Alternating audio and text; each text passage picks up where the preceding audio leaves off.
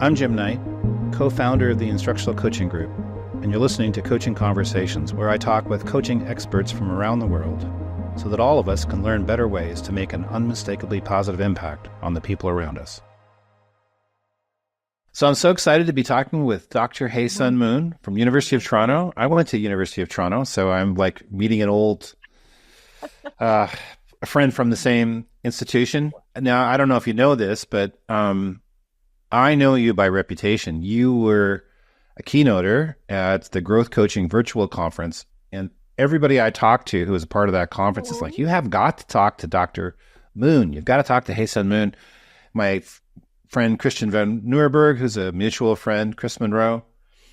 And then I got coaching. Now I'm going to use, since you are in Toronto and I'm a Canadian, we're going to call it coaching A to Z. Yes. And unless you prefer Z, we can do Z if you like. I always say A to Z. Yes. Right. That's good. So then I read the book, and I swear to you, it is one of my top 5 coaching books. And I've read a lot of books about coaching. It's such a fantastic, and honestly, when I saw the title, Coaching A to Z, I'm like, A to Z? How good is that going to be? But it's wonderful. It's literally A to Z. Yes, it's a coaching classic. I think every person who's a coach should probably read it. So I'm super excited to have this conversation, and I want to dive right in. But welcome to the podcast, I guess is what I would say. Thank you so much. It's a huge compliment, really coming from you. Thank you. Well, it's going to be great. I'm so excited you're coming to TLC. Yes, we have been blessed by magnificent people, Michael Bungay-Stanier, another mutual friend, and Adam Grant, Dan Pink, Liz Wiseman. Many of these people, sometimes virtually, sometimes face-to-face. And now you're going to be there, so I'm super excited. We say TLC is like Woodstock for coaches. Yes. But you may not know what Woodstock is, a young woman like you, but it's... I do. It could also be Coachella for coaches, but that's not quite the same thing. That's so funny. It's not quite Coachella for coaches, but it sounds good. Anyway, okay, first question. So in coaching A to Z, a lot of what you talk about is stories. So I'm wondering if you could tell your origin story. How did you come to study coaching? You know, Jim, one of the things that I love about coaching is that we get to co-author stories with our clients.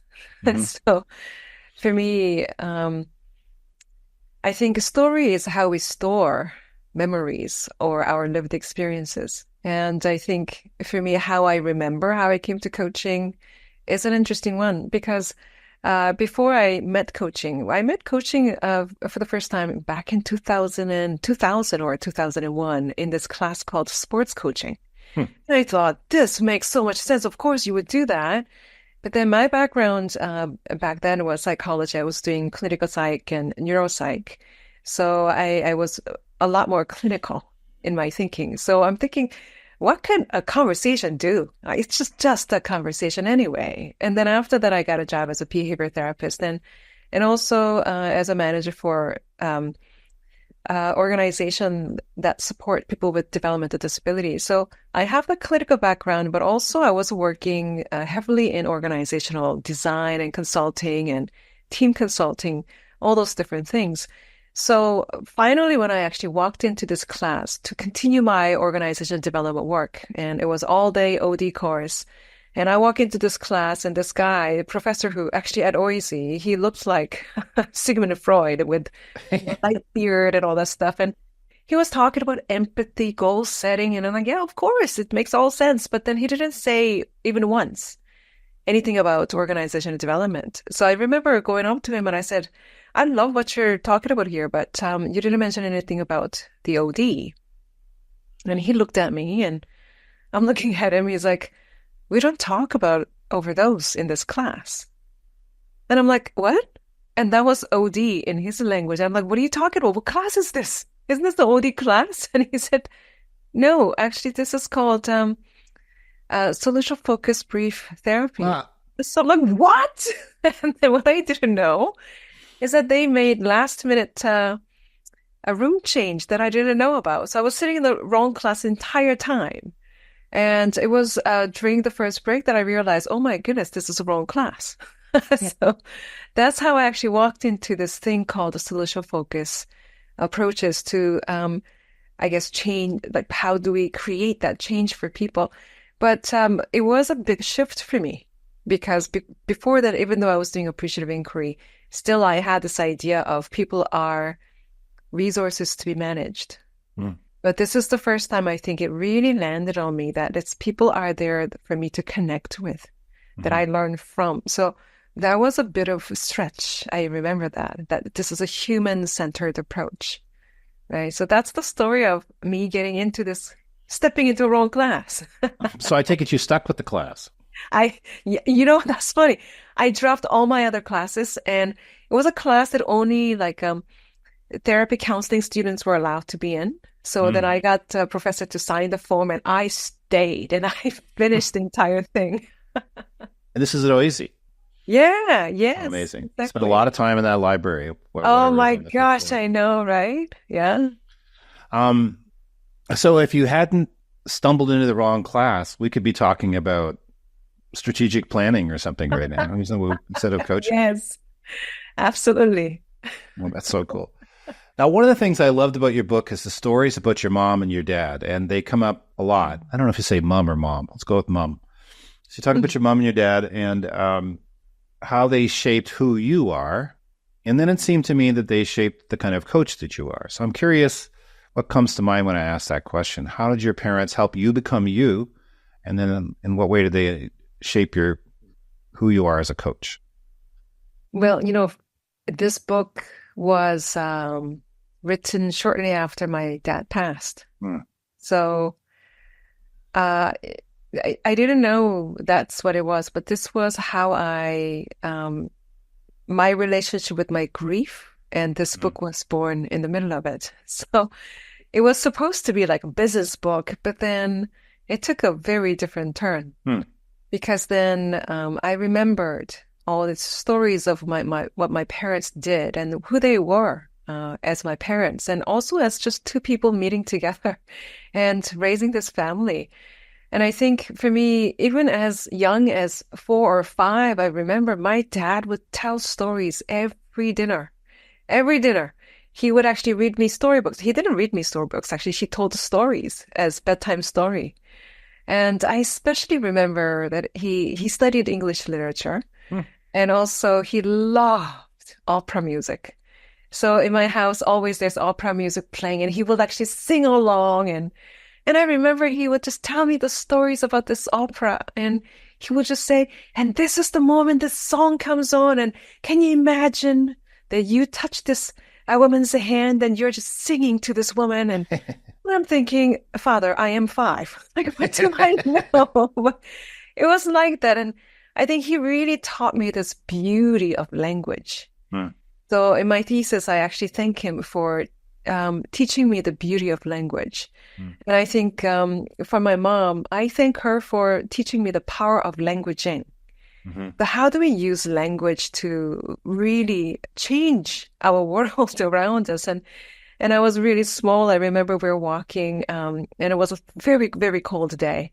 And we were walking together, and my mom said, I was complaining, this is so cold, so cold. And she said, if you keep saying it's cold, it's going to get colder for you. And I'm like, what do you mean it's really cold? And she said, think about it. Think about you're really walking. And then now, so she got me to visualize a little bit. And then really, it got much better. So she said, instead of saying cold, why don't you use words like brisk, crisp? And she was using those words, and it was so different. And as young as I was, I realized that is really cool, that it got a little bit better because I changed my language. That's one of my first memories of my mom teaching me the power of languaging. So this book is full of those small moments that I remembered as I was going through some of my dad's stuff or photo albums and things like that. And all the stories just emerged. It seems to me like your mom was almost a solution-focused parent. I mean, she certainly takes the event and turns it positive in the stories you tell. Yeah, and she is very mindful of language and word choices. And I think I am, and here's the thing. When my mom was upset, I've never heard her swear in my entire life. Never heard her swear. And even when she's so upset, and maybe I was in elementary school and I didn't tell her that I was outside, I didn't come home, and she was so worried. Even in her most upset state, she will never say that's cursing. She will always say, you who will one day become a doctor. And she will address me like that. And it's such a weird way. And I think in the book, I talk about how my mom especially addressed me exactly like what I said I wanted to be. Like when people say, what do you want to be when you grow up? And some days I will say, I want to be a pilot. I want to be a king. And then my mom, immediately after, she will address me as, okay, King Haesun, come for dinner. And I mean, that's a really special experience. But I didn't know it was special because I just grew up in that environment. But then now I see how empowering that is. Yeah. Amazing. They're wonderful, wonderful, loving stories. And what an incredible parents you had. That's great. Yeah, I really do. At the beginning of your book, you have this quote. You say, at the heart of every coaching conversation at the heart of every coaching conversation resides an inquiry into what people want. You also write, what moves people is not necessarily detailing how they will reach what they want. Motivation starts almost always with discovering why they want to reach that. So can you tell me more about this, and particularly about your thoughts about motivation and coaching? Jim, let me ask you too that whenever I hear this thing about coaching readiness, so some clients of mine, they say, oh, can we do a readiness index for the clients? I'm like, what is that? So we do something to gauge their readiness for coaching. So what are your thoughts about that motivation and coaching, and even this idea of us somehow gauging their readiness? I don't know about that. I mean, I'm really influenced by motivational interviewing. What solution-focused coaching is for you, that's probably motivational interviewing for me. And motivational interviewing is all about, let me make sure I understand what you most want to do, and then let's go after it. And so then when I sit down as a motivational coach, instructional coach as we define it, I'm not sitting down in any way to try to get them to do what I think they should do. Right. I'm trying to help them identify what they want to do. So I don't know if there's a survey you could do. I mean, to me, right? Either they're motivated or they're not. And if they're not motivated, it's not my job anyway. I mean, it's their life. They're the ones making. That's how I would see it. How's that compare with what you think, though? You know, I think I really agree with that, because there's this idea that we can have standardized something to gauge your readiness when we're talking about unique person every single time. Even with the same client, the second time we meet them, they might be a different person that we saw. So that's my curiosity too. When we talk about motivation, then do we assume that people are not motivated when they're mandated to come and see us? And majority of my clients are leaders who are sent by their board. And they're given this choice of either you go see this coach or you're gone. What are you going to do? And then they're like, fine. They come to me. Now, do I assume that they have no motivation? I mean, they have motivation about something. Why would they come anyway? Right. So I think this is a huge topic, actually. And also, I thought maybe there's a fine line between what people want and also what people need, or what we think that they need. And in a way, that's the gap that people are trying to sort of close. So, for example, motivation, or using motivation as a tool we're trying to move people. I'm not sure if that's going to work as well as we're doing orienting, inviting and orienting. So that if we're talking about, how are we going to close the gap, and we're trying to get them motivated to close the gap or somehow fix something, then I don't think it's coaching, it's problem solving, which is very useful. What's the problem here? Let's fill the gap. Let's close the gap. Great. But then I think coaching is where we will ask people to think about where they want to be and why they want to be there. so that in a way, we catch them. We really facilitate the process that they catch themselves already in motion in that direction. Mm-hmm. So motivation doesn't start. It's not to start something. It's actually by discovering you're already on your way. Mm. That is motivating. So that's some of my loose thoughts about motivation and coaching, because we hear that a lot of times, right? Well, it's pretty hard to force people to learn.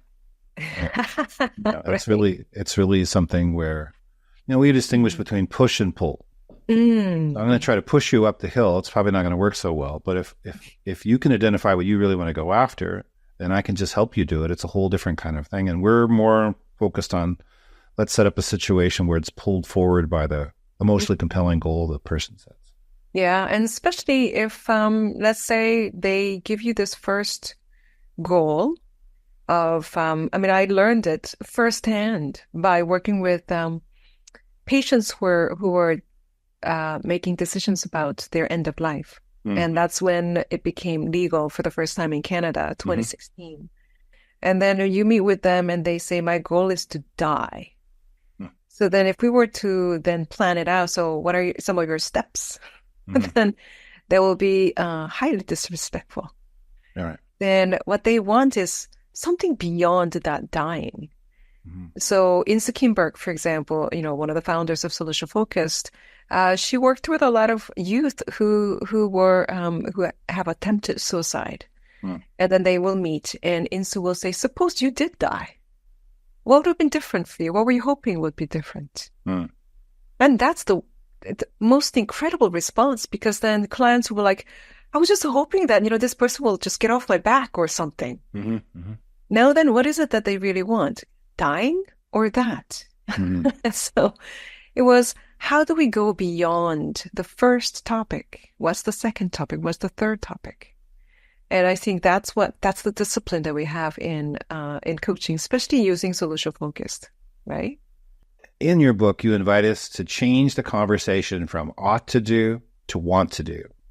Yes. And that sounds like that's part of what we're talking about. So I'm curious how that plays in. I think, Jim, I have this friend, Louisa Jewell, who's a really dear friend and who also is a president of Canadian Positive Psychologists Association. And we play a lot together. And this came about maybe even 10 years ago. And we were planning this workshop together and we're saying, how do we shift this idea of, oh, I should do this to, I want to do this. So then she brought this glass ahead. It's kind of like a jar that looks like a head shape. And she brought two of them. And then she actually labeled one as want head, the other one as should head. So if you say should head several times, it becomes should head. So then she will actually get people to write down the things that you think you should do and then put it in the should head. And the things that you want to do, and you will collect in the wanted. So that was one of the activities that we designed. And I often think about that even in small things that we do, I think many of us actually, we keep this list called to-do list. Now, when I think about it, is that an ought to-do list or is that want to-do list? So then I want it to be more like a want to-do list. So I changed the name, like I added want to do to the to-do list. And that reframed a little bit, because I think, especially these days as we live in 2024, I don't think we've ever had this issue of rampant social media and all these things, Jim. So I think somebody asked me the other day, what do you think is the biggest challenge that humans face today? Like, yeah, thanks for that small question. Like, yeah, sure. And then I thought about it, and I think it's somehow this collective attention deficit that is induced by the sheer amount of distraction, information, and social media. And we forget in the middle of it what we wanted in the first place. And, how we were talking about, so you're going to Franciscan, where did you go? Chapel? It was a retreat center. Retreat center. There was a whole bunch of monks all over the place. That's what they do, eh? Right. And I have this a beautiful priest who has now passed, but Father Dave. who had a Jesuit priest and who had the simplest and most profound things to say. And I remember when I was talking about how, oh, I'm so not disciplined and this and that, this and that. And what I meant by that is like, oh, I'm so distracted. I just never get to do what what I have to do. And he simply said, discipline is just simply remembering what you wanted in the first place. And I'm like, how do you do that? And I realized that moving from ought to do to want to do is like all of us becoming our own chief reminding officer. Mm-hmm. And how do we become our own CROs? So I think about ought to do is surface things that we talk about, but then what was it that we want in the first place? So that's what I actually do with my to-do list now, like making a list of what I want. Mm-hmm. I have a little index card, and I listed on it the people and other aspects of my life that are most important, but mostly people. And so then when I plan my day, I think about, okay, am I putting the most important things front and center? But there is probably some shoulds to do in there, and not just wants to do, because as a friend or a partner or a parent or a child of a parent, there's just things I want to do that are loving that aren't necessarily the things I want to do, but they have to happen. But I think you're so right. I think in this time, one of the most important, I am continually trying to figure out how I can focus on the most important things. And I do different strategies all the time. So right now, my wall on the other side of this room is covered with Post-it notes. On one side of the whiteboard, they're the done things. On the other side of that whiteboard, they're all the things I have to do. And I'll probably do that little strategy for a while and then try something else. But it's just what really, given the limited amount of time we have, I want to make sure the time I'm using is focused on what I want to do, but also the people I want to be loving towards. I think, I suppose that's what I want to do anyway, is be a loving person. So. And, I think, Jim, that's one of the things that strategies, if you can call it strategies, is that I use my notebook as a reminder of who's important to me, what's important to me. So often when I start a notebook, I go to right in the middle, and then I write a little note to myself. And then by the time I reach there, it's like, oh, that's what I thought. And then I will then write a response in the next page. Oh, that's cool. And then by that time, I actually go to my very last page. And then here's something that says note to self. And then it says, today is February 9th, well into this notebook and blah, blah, blah. So I write myself a note, and then I have a list of things that I want to see by this time I get to this notebook. And I really look forward to reaching this far because I don't look at it until I get there. Oh, and then cool. When I get there, I'm like, oh my gosh. And then I get to celebrate. So it's an interesting sort of like things that we figure out about our own personal strategies. That's very cool. Yeah, I wonder, having it show up in your notebook is great, but you could also send yourself an email, but have it leave in 6 months and show up in 6 months. Wow, schedule it. Yeah. What a great idea. That's a cool idea. You're making me think. All right. So I wanted to ask something that I think really gets to the heart of a lot of what you talk about. So when MBS had me on his podcast, which I was very honored to be a part of, he asked me for my favorite question. And I said, well, my favorite question is probably a scale question. Right. I love these scale questions on a scale of 1 to 10. I don't know if it's the most, he probably was a little disappointed. Couldn't come up with something better than that. But to me, it's my favorite question. And I do it all the time. So if I'm in a restaurant, I might say to the server, well, this pad thai, on a scale of 1 to 10, with 10 being the best pad thai you've had in your life and 1 being the worst, what number would you give this pad thai? And it's funny. I just talked to Christian about this just the other day, and he says, you can tell the person when you ask that question, they're like, should I tell the truth or not? You can see them trying to figure out how to get out of it. But I love scale questions, but you talk a lot about scale questions. And so if you ask someone on a scale, I don't know if you'd use this question, but just for the sake of an example, on a scale of 1 to 10, how satisfied are you with how your life is going right now? What do you think would be a good next question? And why would that be a good next question? Now, of course, it's going to depend on what the person says, but as you're thinking about after a scale, what comes next and why? Jim, scaling is something that I learned properly from solution-focused practices. So this idea of scaling of 1 to 10, and I love it when people say, or I watch a lot of videotapes, and I love it when clients say, I think I'm at a 2. And then I love watching the coach's face, because coach make this sorry face. They have this facial, we call it facial gestures, right? It's like, right. Oh, that's low. And if somebody says I'm at an 8 or 8 or 9, and coach is like they are sober, they're like, oh. So I watch their faces because their face already judged the number. Right. I judged the number as 2 is low, 8 is high. And I remember doing that to this guy who was applying for to be a CEO of whatever. And then I asked the scaling question. He said 8. And I'm like, oh, okay. And he looked at me and said, what, you think that's high for me? So I'm like, you know what, you gotta chill. But then I realized that scaling, or whatever number that they give, it's just a metaphor of their progress. Right.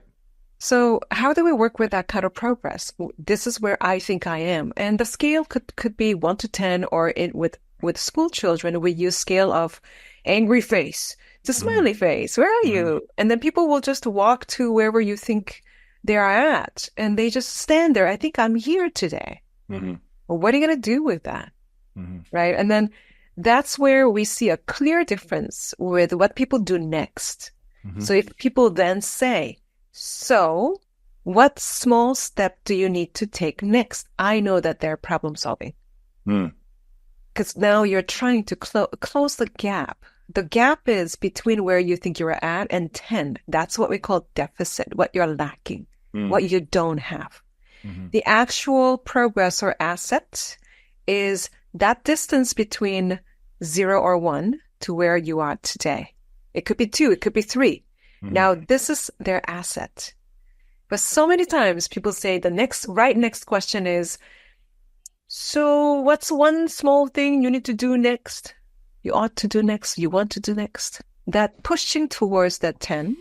It's I'm raising my hand. I would ask that question. So that's why I brought this up, because I know you're going to educate me right here, right now. Sorry to interrupt, but I would say, exact word for word, your question is probably the one I would ask. So carry on. That's why I want us to. And I think, Jim, that's an interesting thing, that we're all trained to do something like that. And I mean, if we do something like that, then we can assume that it says a few things. It says that I don't think where you are at is good enough.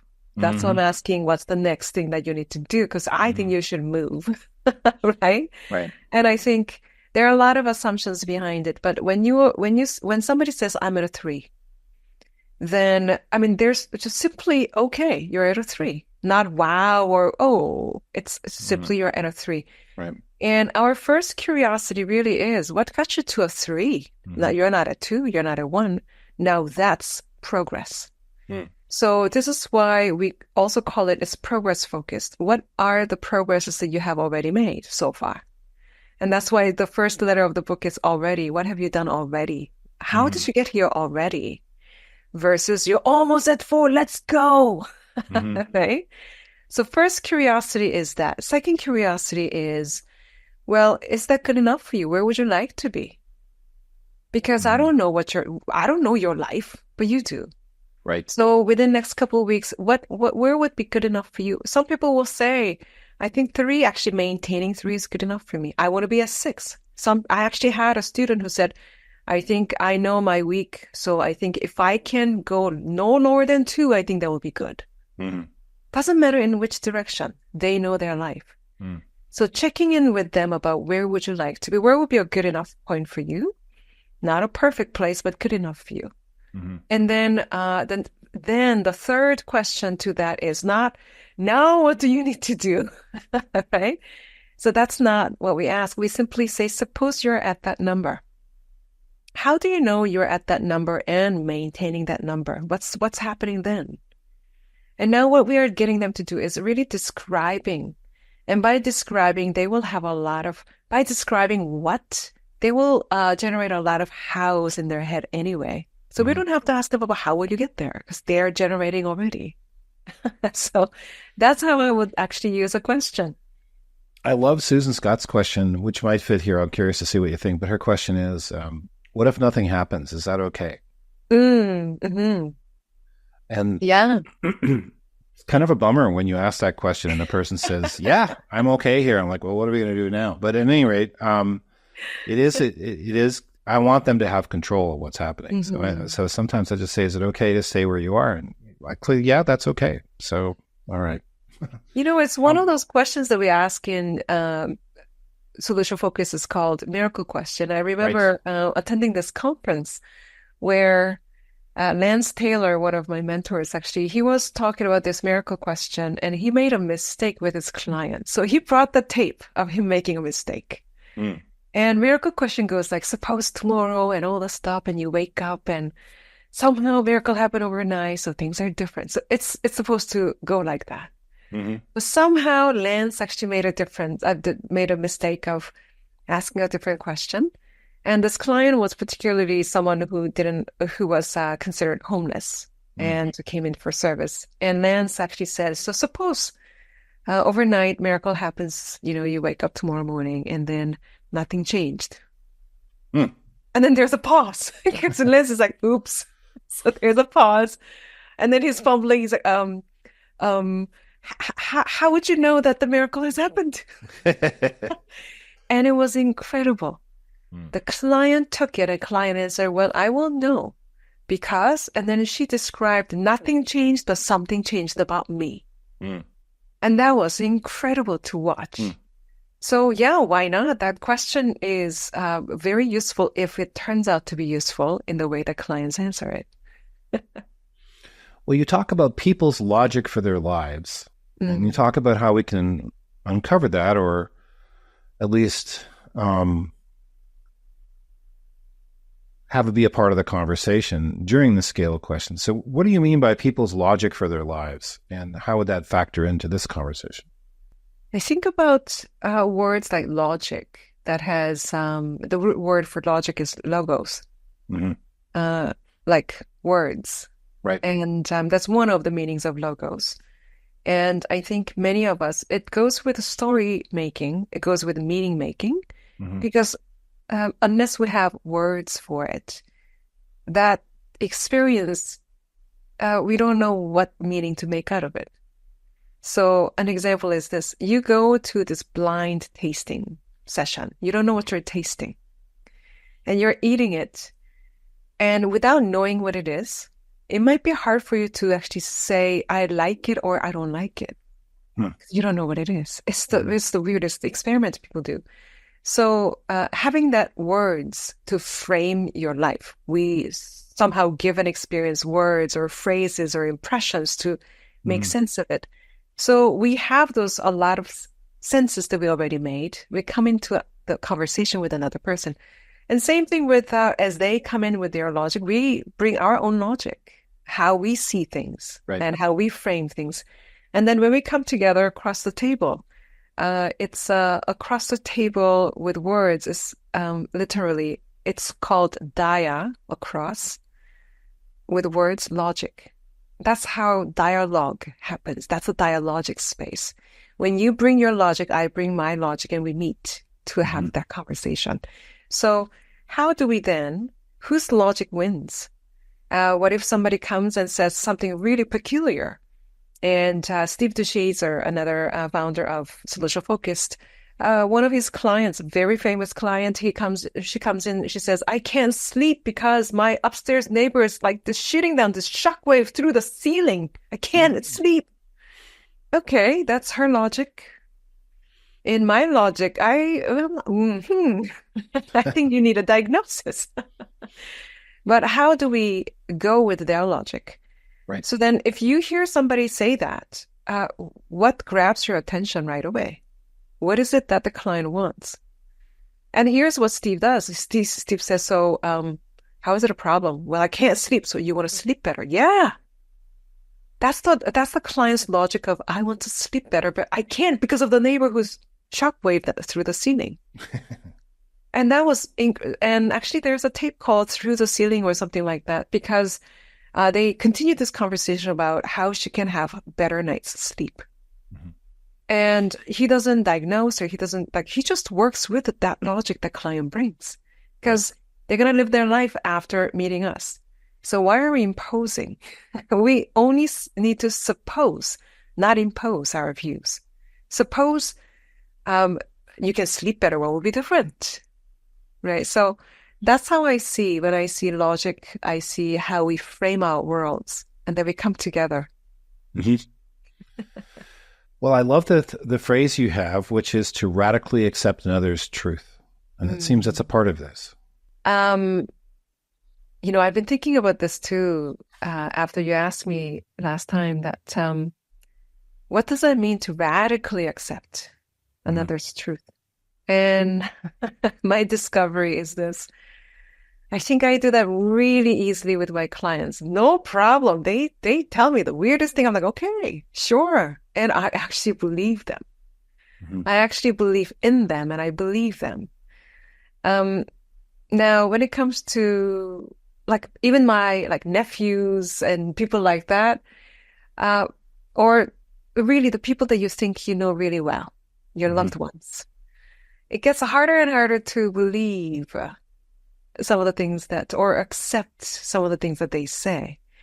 And not too long ago, we had a bit of struggle of my nephew who's 17 and being very 17. Mm-hmm. And then there are a lot of stories that he chooses to tell. Now, what does that mean that I am radically accepting? And what does it doesn't, I don't want to be blindly just be optimistic. Mm-hmm. Because some of those stories actually then is impacting me, impacting his family members. And can I have that stance of radically accepting? Right. And for me, it was a huge lesson, because I believe that he will turn out to be okay. But even if he doesn't, I think I accept him. Mm-hmm. And that was a difficult piece for me that I didn't connect before. So thank you for asking me that question, because I really experienced it this week as, wow, can I radically actually accept this?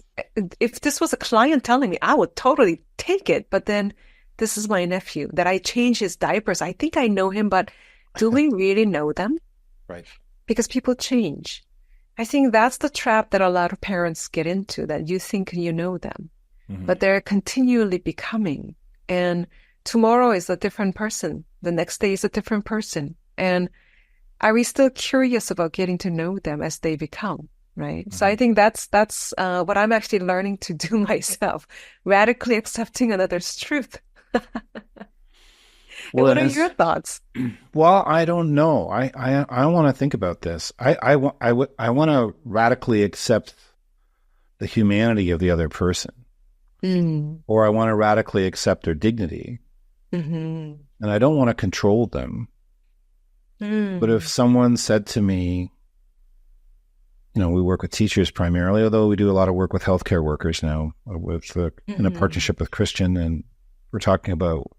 We're still hung up on, is it dialogic or dialogical coaching? I know you use dialogic, and that's another conversation. But right now I'm going dialogical. But if someone said to me, I think I want to go buy heroin. I've never tried heroin. I think it'd be kind of fun to try that out. Or they said to me something like, they said, my kids can't learn. It's just a way. It's like watering rocks, as I once heard a teacher say. They don't have any hope.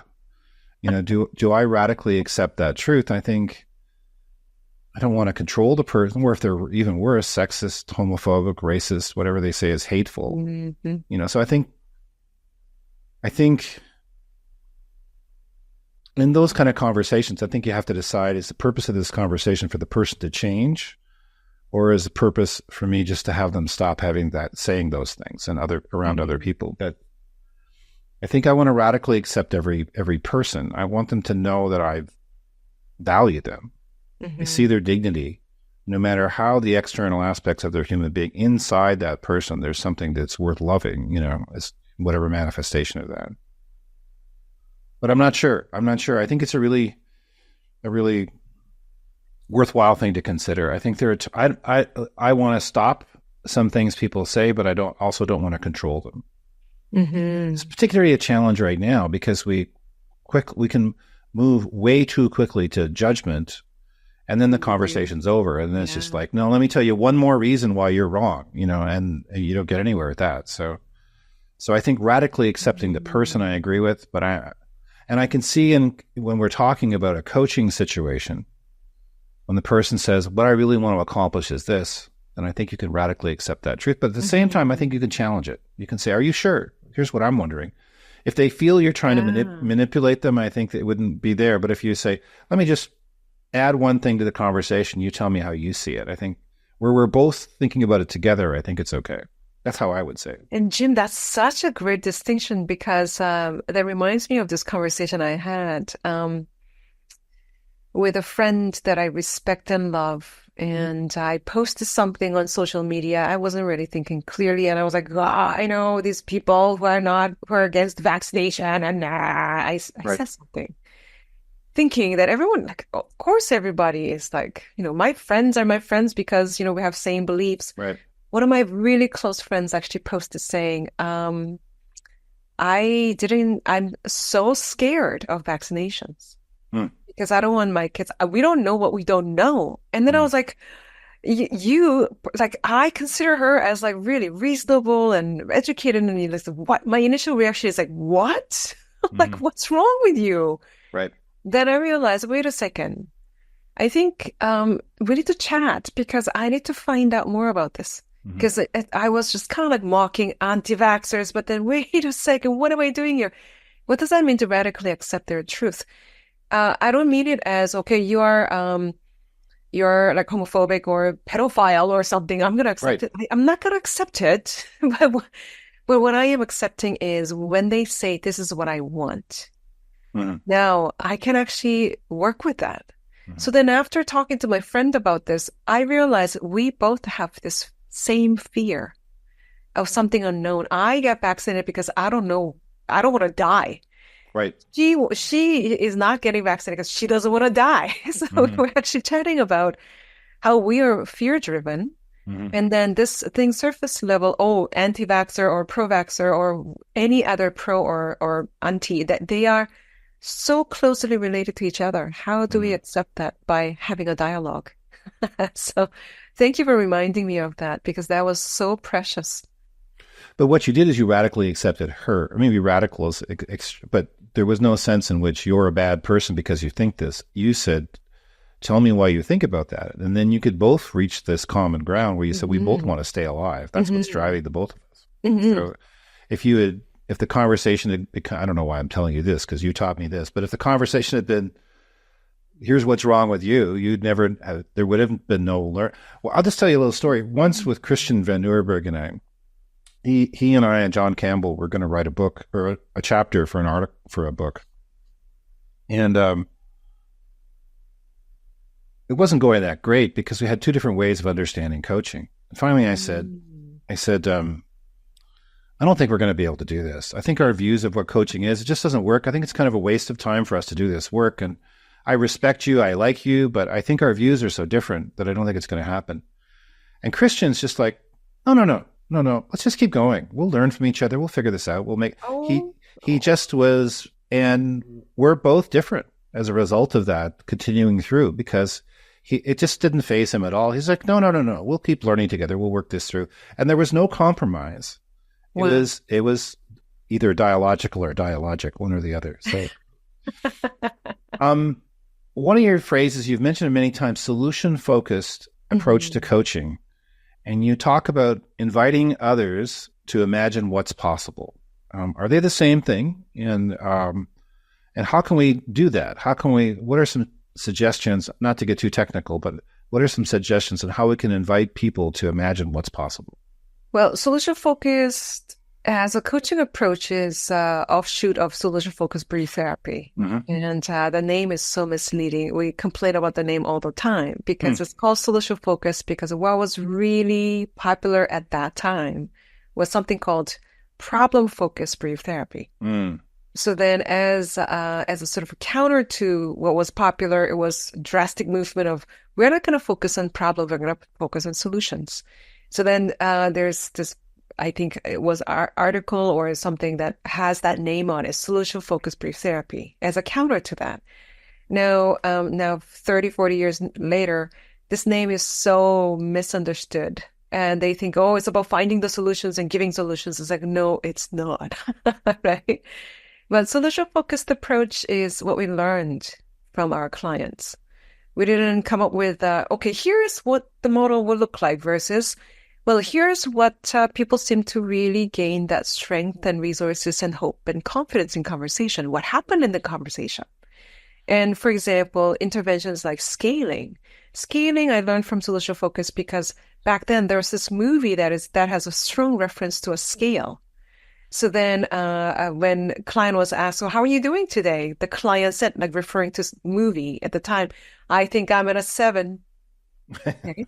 And then it's like, and that makes perfect sense in that setting because that was a popular movie at the time. Mm-hmm. So then scaling actually was taken from that experience. And it's like, oh, 7, how come you're at a 7, not 5, not 6?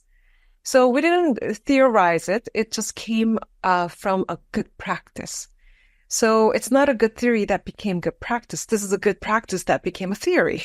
So then miracle question, same thing. We didn't come up with a miracle question. Let's ask a miracle question versus client was so stuck just to think about what they want different. Mm-hmm. And then Insu kept going. It's like, so what will be different? What will be different? And the client's like, I don't know. Seriously, I will take a miracle. Insu said, okay, suppose a miracle happened. Mm-hmm. So this idea of solution focus, to me, what it means to me is listening to our clients, learning from them, and imagining what's possible is not something that we need to teach people to do. We're already good at it. We worry because we imagine all the bad things that's possible. Mm-hmm. Like worry and anxiety is like, we're so good at imagining. But it's not just imagining what's possible, but it's imagining what's our preferred possibility. So I introduced in the book something very simple model of studying conversations called dialogic orientation quadrant. And that is how we can sort of map our clients' narratives. And it's the map, really. And what gets onto the map from the territory is the difference. It's the difference that gets onto the map, right? So when I think about imagine what's possible, not just what's possible, but what's possible in the direction of our preference. Because what's possible in the direction of not our preference will be called fear, dread, and it has a lot of other names. But what's possible in the direction of our preference will be hope. So then it's really about that, imagining what's possible when your best hopes come true. Mm-hmm. And then also identifying what's already in progress towards that. So that's solution focus in a nutshell for me. Mm-hmm. I love the miracle question. It's one of my favorite questions. Every single time, right? It works. I'm always thinking, I often preface it, this is going to sound like a goofy question. and then I ask the question and it yields really interesting, rich, even if I'm having dinner with a friend and I say, okay, well, if your relationship was going the way you want it to go and a miracle happened, what would it look like? And how would you? I love the question. It's very great. It's such a powerful invitation for people to just vividly describe what they want to see. Mm-hmm. Yeah. So your book is packed with wise and helpful suggestions on how to be a coach. I think it's both of those things and more inspiring. How can I, and people who are listening to this, how can we move to being a more effective coach? If you want to know if a drug is effective, then we look at the effect. Mm-hmm. Coaching is such a weird thing that if you want to know effectiveness of it, I don't know why we study what coaches do in session. We need to study what clients do after the session if you want to know the effect of coaching. Right. So I would highly recommend, even in a coaching session, you can see the immediate effect of your response. So after they say something, you respond. And then that response does something to what they say next. study that effect and see what kind of effect you're having. Because when you look at what people say, and we only track what clients say, we're like, oh, how come the client is so negative? Well, hello, because that's the effect to what you probably asked for. So effective coaching for me is really be that keen observer of your own work and watch your language. Literally videotape it, transcribe it, and watch your language and see the effect. Right? So I think that will be, and I tell people, please watch your language and you will learn so much from that. I'm going to have to watch my video of this conversation and see how it all plays out. And Zoom is kind enough to send me a transcript. So right Isn't there. that awesome? That's great. So this is kind of a question I ask every time. Are there a couple questions you love? Now, you've mentioned many, and this is one of the things I love about your book. It's not just theoretical, but there's practical tools, but it's not just technical either. It shows you the human elements of all the different things we talk about. But are there a couple questions, moves, ideas, strategies, suggestions that you'd like to share about coaching that other coaches could use to try out, see if it works for them? People ask me usually, what's my favorite coaching question, or what's the question, whatever, this and that. And I have some time to think about it. And what I learned from my friends in acting is that you never memorize a line, but you remember the intention.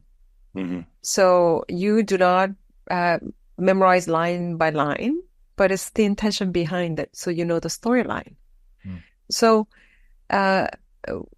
one question that I should be able to answer myself in the middle of coaching, at any given point in coaching, I'm in conversation with you as a coach, and I should be able to answer this one question. I need to ask myself, what did I hear the clients say that they want? If I cannot answer that, then I'm not really doing coaching. If I can answer at any given point, yeah, the client said that this is what they want. If I'm not clear about it, then I need to go back and ask. So what is it that you want different? And what difference would that make? And, you must have a good reason for wanting that. Who else will notice the difference? Unless I know I can answer what is it that they said they want, then you need to go back and coach again. So that's one question that I remember.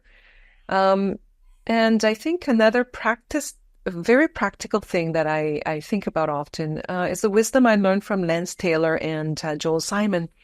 And they have this practice called opportunities.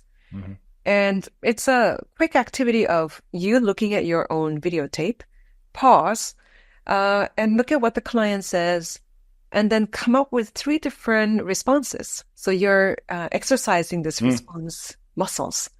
So, well, initially I asked this, but then after scaling question, I said, so what's the next small step is what you used to say.